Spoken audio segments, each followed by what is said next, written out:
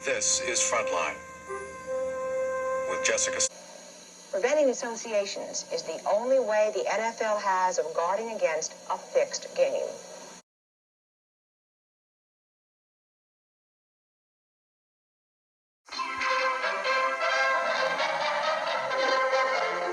Suspicion first clouded the NFL during the 1946 championship game.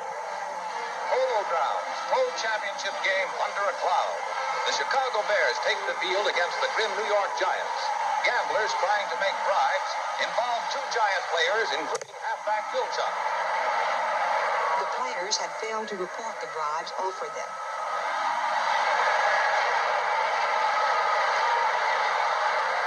Officially, this is the only attempt to fix a game to which the NFL admits. The Bears are champs, 24-14, and the good name of football is still intact.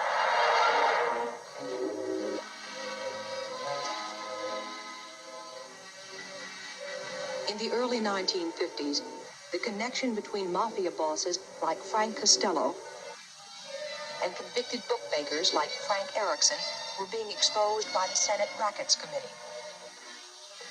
Commissioner Pete Rozelle, the man whose job it is to make sure these rules are followed by every member of the league.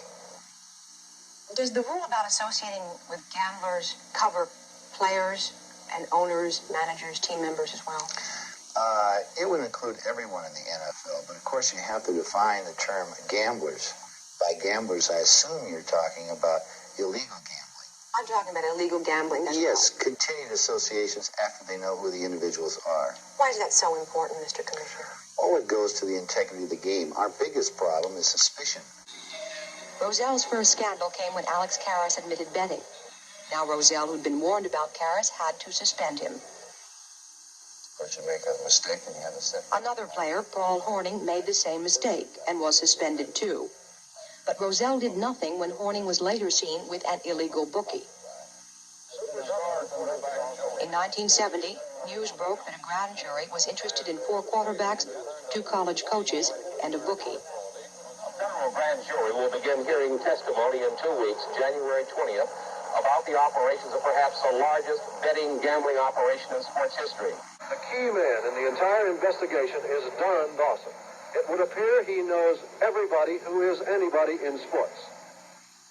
As a college coach 10 years ago, Frank Cush often phoned gambler Don Dawson. But last year, Rozelle let Cush become an NFL coach. We told the Baltimore Colts we saw no reason why he would not be accepted as a coach at the time they hired him.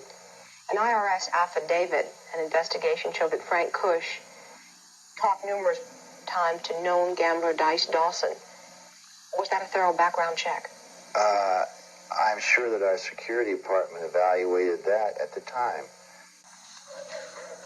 Joe Namath had been linked to the Detroit grand jury. It was not his first brush with scandal.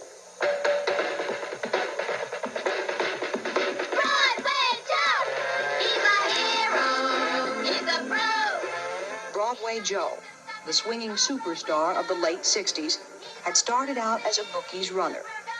Later, he could often be found playing liar's poker in a notorious nightclub.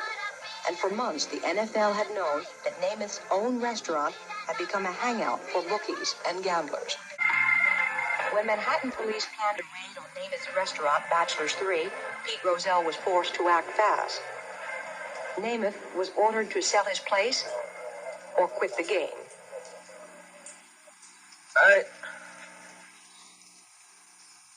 I'm not selling. I quit. Reporters spared the league and the tearful Namath the obvious question. This is ridiculous. Why hadn't Rozelle acted months earlier?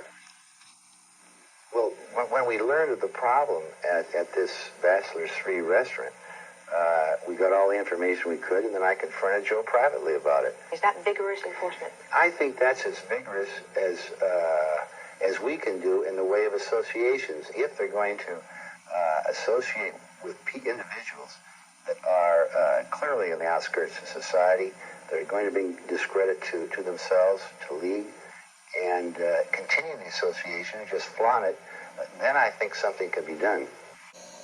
Preventing associations is the only way the NFL has of guarding against a fixed game.